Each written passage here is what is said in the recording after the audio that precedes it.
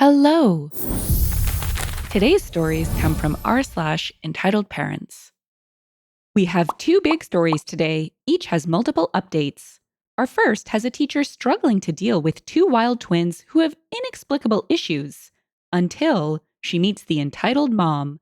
Story 1 is titled, "A Mom Apparently Thinks I Should Let Her Child Hit Me." I'm a preschool teacher. Oh, I've got some fun stories.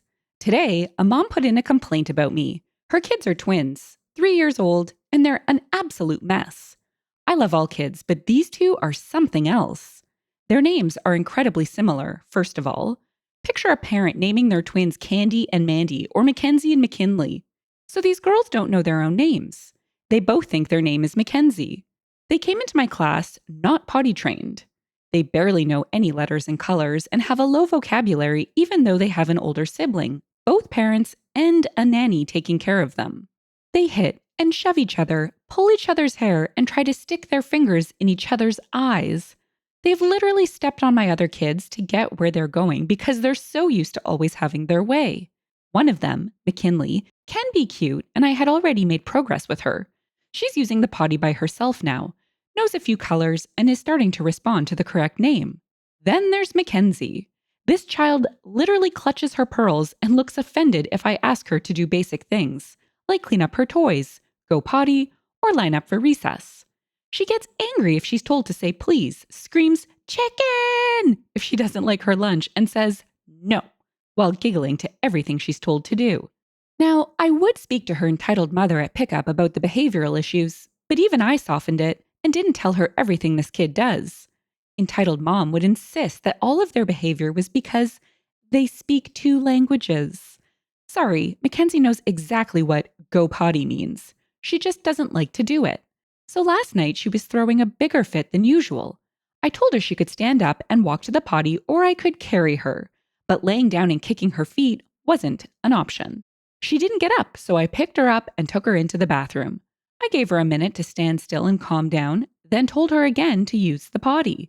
She immediately slapped me hard in the arm. This was the first time she hit someone other than her twin. I made her go potty and sat her in the library away from the other children because she was still throwing her tantrum and I didn't want her to hit another kid. I take hitting very seriously, so I told her she needed to sit until she could be nice again or until mommy got there so I could talk to her. Mackenzie kept screaming and stomping, so I left her alone to cool down since my sitting by her was only enraging her more. Cue entitled mom picking up. She was rushing to get her screaming kids out, so I only had time to tell her that Mackenzie was sitting out of the group because she hit and wasn't being safe. Entitled mom asked why she'd hit, and I explained it was because she was refusing to go potty again. Entitled mom said, "Mackenzie, no, you need to be nice," and rushed them out. This morning when I arrived, entitled mom was in my boss's office throwing a fit and demanding the twins be removed from my room. I wasn't there for the conversation, but my boss called me in later to talk about it. Apparently, entitled mom described last night as the teacher put Mackenzie in timeout for not going potty, which totally was not what happened. I was on the verge of a panic attack all day because I didn't know what was going on or what I had done wrong. My boss was fine with it once I explained, just told me to make sure I'm conscious of how things look to parents when they pick up their kids. The twins were moved to the other preschool class, and at the end of the day, I overheard that teacher crying to the manager because entitled mom had bawled her out over something too. The woman cannot handle her children getting any kind of discipline whatsoever, but unfortunately, schools have schedules to keep to. We can't spend 45 minutes waiting for your child to decide to go potty on her own. When she first enrolled them, she asked my co-teacher if we could spoon feed them. They're in preschool. Their classmates speak in full sentences, draw detailed pictures, count to 30, say the entire alphabet, and some can write their names already. I'm so hoping entitled mom just pulls them out of the school, because if she tries to put them in my class again, I'm not taking them. I'm not going to put my entire class behind because I have 2 children in my class who I'm not allowed to teach. OP added some extra details in the comments. Hadrian Gates said, "They should be in separate classes. Twins usually do better apart." OP replied, "Yes, I have been begging my boss to split them up, but the mom requested they stay together. My school is big on the customer is always right. Entitled Mom insists they have such a strong bond, and I'm like, yeah, until one of them takes the other's eye out. Trippy Trickster said, someone should tell her how far behind her kids are. Something tells me she cares about outward appearance. OP replied, I have. She thinks it's funny and adorable that they don't know their names and says everything else is because they speak two languages. These kids are going to go far. Anyone else wondering what the older sibling is like? Usually it's the first child that is babied, not the second and third. Let's jump to the update in story 2. It reads, Today, Mackenzie and McKinley were back in my room. My co-teacher and I both went to the bosses and expressed our concerns. The boss brushed both of us off, acting annoyed and saying, we're working on it. So we were stuck for the time being. I spent the day just changing Mackenzie's diaper like a toddler, even though she is more than capable of going potty by herself. If the mom doesn't want her child potty trained, I don't know what to tell her. I can't get fired over this. But while I was changing her, I saw a rash and welts all over her body. We called the front desk immediately and they called her mom. The mom said she was on a new medication. We don't know what for, and this was a reaction. She came to get her, and my co-teacher took her up to the desk just as nap was starting. Fast forward half an hour later, all my kids were asleep. A manager comes barging in carrying Mackenzie, who was screaming for mommy and waking all the others up. Manager proceeds to tell me that the welts had gone away, and the redness was gone enough that entitled mom had refused to take her. Manager handed her to me and left. Of course, Mackenzie is horribly upset, having seen mommy and then got left behind on top of not feeling well. I comforted her and got her to sleep. Lo and behold, her ear starts swelling up again. I took a picture on our classroom iPad and called up front. An extremely annoyed manager answered, said she'd send someone back to check and never did. On top of that, my co-teacher was in her car eating her lunch on break, and entitled mom stopped in the parking lot to ask her if she could cut her break short to go check on Mackenzie. She wanted to make sure the welts were really gone. Co-teacher did not do this, of course. Mackenzie's swelling went down, and we watched her like a hawk. She seemed fine after nap. Our boss had still not told us anything by the time co-teacher left at 4. We didn't know if entitled mom even knew the twins were in our room or not. I didn't know if I was going to get bawled out by entitled mom at pickup when she found them in my room again. So co-teacher took them and asked another teacher to take them for the evening just to keep me safe. Fast forward to when they got picked up. Entitled mom walked by my room, smiled and waved at me like nothing had happened. I gestured that they were outside, and after she got them, I handed her their water bottles that they'd left in my room. Entitled mom said, "Hello, have a good evening." Acted like absolutely nothing had happened. I was so stressed out and done with everything that I just saw the rest of the kids off, closed up my room, and left. Tomorrow, I have no idea what will happen. I don't know if entitled mom is over it and the bosses blew it out of proportion, or if the kids are really being moved, or if they're getting left in my room. I'm just expected to let her children do whatever they want. I have no idea, and the bosses won't give straight answers to either me or my co-teacher. We've both had it, and at least she, possibly myself as well, are thinking about looking for other jobs. I can't yet, as I'm in the middle of getting my child development associate license and I don't have a car. But in the summer, once I have both those things, I might look for something else, something less stressful. So that's the story of today. I'll post again if anything happens tomorrow. Then ya girl is taking Wednesday off. 2 short comments pretty much sum this up.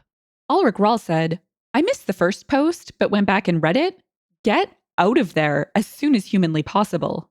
Maggie Stardust said, you need a new job. This school or kindergarten needs reporting. What the heck did I just read? Right?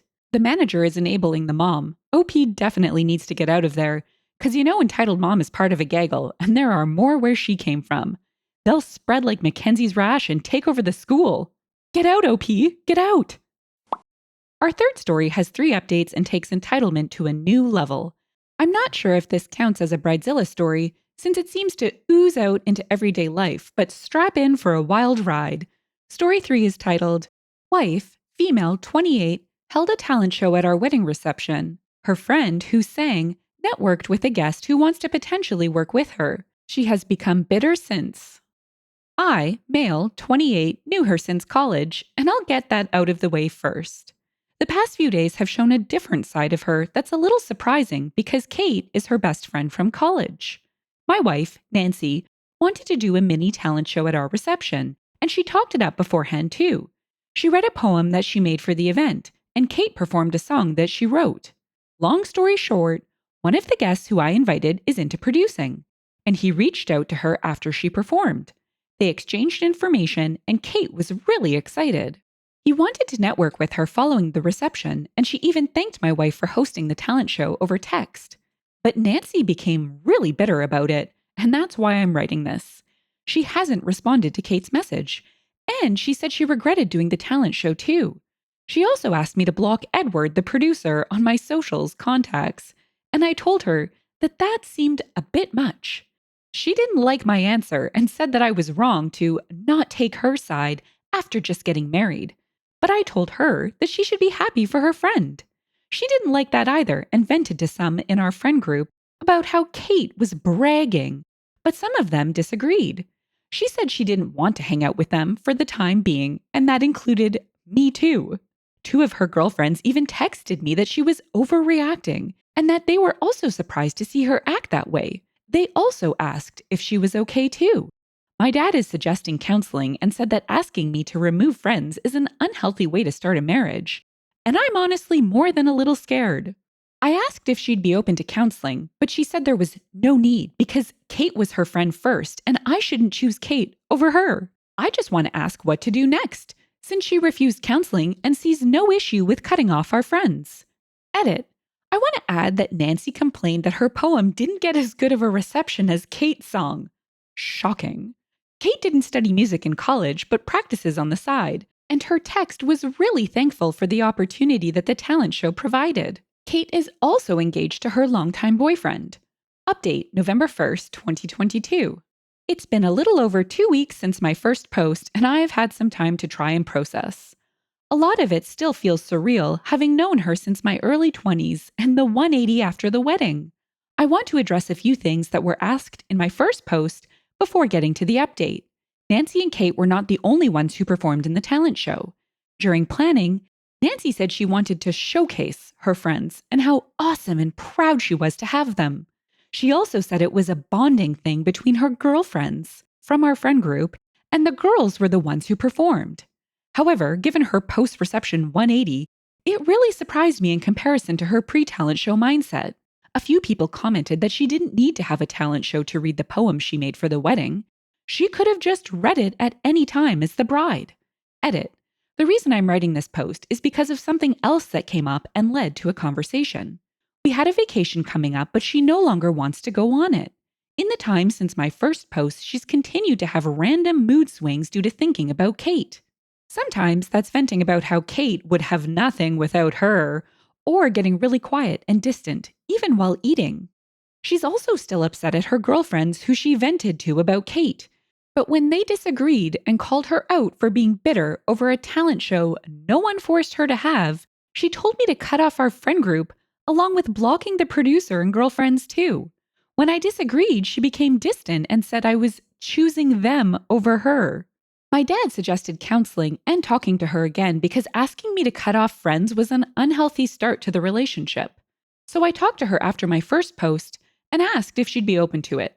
But she said there was no need because all I had to do was cut them off. She also said I was choosing them over her and that she wouldn't go on our vacation until I did. When I asked her why Kate bothered her so much, she said she tried to publish in the past a novel and didn't get any hand-me-downs then.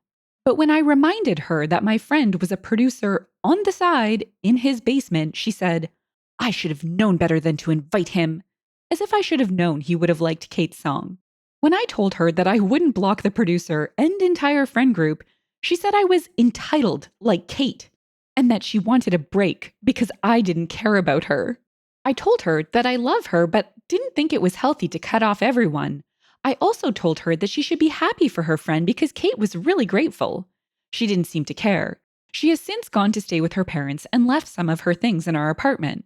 I talked to my dad after she ignored texts and calls for a few days, and he suggested bringing up an annulment because it had gone too far. Her parents have also ignored my calls, but I want to clarify Kate's text before I'm done. Kate wasn't arrogant or anything to Nancy. All she did was thank her for putting together the talent show that allowed her to network with the producer after the wedding. She also offered to take her out to lunch as thanks. There was no arrogance from Kate, and the producer is also engaged, as some people inquired about that too. I'm just really surprised and hurt that her bitterness turned me into a bad guy, just for inviting my producer friend, as if I was supposed to see into the future and not invite him. Edit. Nancy got the idea to make a poem for the reception after watching the poet, Amanda Gorman, read her works at the inauguration and Super Bowl. She also said that it wasn't out of place for her to read at the reception when most people watching football aren't smart enough to appreciate poetry. Final update, January 4th, 2023. Just wanted to come back to conclude this because it's been helpful to hear opinions and get everything out. A lot of people asked how I was in messages, and there were too many to reply to. We are currently in the process of a divorce. She's staying with her parents, and I've had some time to process and see things differently. I want to touch on two things that's happened since my update. The first is a Facebook post she made about me and the guests. In her post, she said she was supposed to win and that it was an unwritten rule for the bride to win, as if wedding talent shows are normal. She also accused them of smiting her on her day when no one knew about the show beforehand except her participating friends. She then accused me of taking Kate's side instead of comforting her as her new husband. But taking her side meant cutting off our friend group as she had in the aftermath. I don't know how her parents feel after she called out both sides of the guests, but I really don't care at this point. She also wanted me to cut off my producer friend, Edward, who approached Kate after she sang her original song and asked if they wanted to collab sometime. I talked to Edward recently about everything, including how she wanted me to cut him off, and he couldn't believe how much it affected her. Nancy and I had watched a football game at his house with him and his fiancée some months back, and he has a day job in an office. When I told him about how Nancy was jealous of Kate's big break, he couldn't believe it and said that he planned to let Kate use his audio interface to plug into her guitar, just so she could record a high-quality instrumental off her original, along with his microphone too. He also said he wasn't great at mixing and was taking online courses to learn, so he was going to suggest that she commission someone to mix and enhance the files they'd record. He was far from a professional. He's a really chill guy, but he couldn't stop laughing over how Nancy thought that he was all that. Yeah, him and all of us. He only wanted to use his interface to give her a high-quality recording after learning that she didn't have equipment and recorded her original on her phone. He and his fiancée planned to have her for dinner, just like they had me and Nancy over for football, and recorded in the basement afterwards. Looking back, in hindsight, it's crazy how you can be blinded to things, but I never imagined just how crazy she could get. I didn't say this in my first two posts because I thought it might overshadow her actions. But she sometimes posts about women empowerment on her socials, and I recently thought about that for one reason. When I asked her why she wanted to have a talent show, she said to emphasize the importance of having good friends because they were important to a relationship. But as I look at it now, perhaps it was never about that. Nancy was bothered the second that Kate's song got a better reception than her. She doubled down when she vented to two of her girlfriends after the wedding who called her out for being jealous. And that made her demand I also cut off our friend group. To everyone who asked what her poem was about, it was about women empowerment and the importance of having good friends and family when starting a family. Oh, deliciously ironic. She told me the premise beforehand, although she never showed me the poem. She wanted it to be a surprise, but I never had a chance to see it on paper after the wedding for reasons.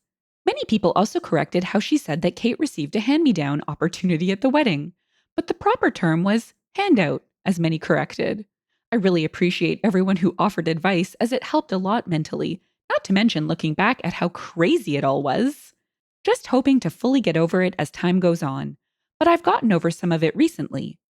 Notable comments. User, the man from Uncle 100 said, "How ironic your ex read a poem emphasizing the importance of having good friends, but when her friend got a better reception, she got all jealous and mad and tried to cut her from the group. So much for the importance of friendship. OP, you made the right choice to end the marriage." OP's response, "It's hard to empower others when you don't want them to be happy, but she just didn't seem to get that. She just wanted to win the show and got upset when she didn't." Throwaway account said, OMG, so your friend isn't even a producer? He just has some equipment that Kate can use. What a kicker. Your soon-to-be ex is something else. I get jealousy, but to take it to this extreme? Also, I get it if Nancy had sang a song as her talent and Ed didn't offer to record her. I mean, it's still unreasonable, but it makes more sense. OP's response: he's trying to be a side producer and currently taking online classes to learn how to mix. All he wanted to do was help her record higher quality instruments and vocals with his interface, because her original was recorded on her phone. Then send what they had recorded to a commission artist who knew how to mix better than him to help Kate. So he's a producer in learning, but she assumed that Kate signed with Jay-Z and kept saying how no one gave her a break when she tried to publish years ago, that Kate wouldn't have one if she didn't have the show. User F. Stemmies replies to OP, "Dude, it's absurd. Everyone I know, self-included, has a USB recording interface. Everyone from bedroom musicians to podcasters has one.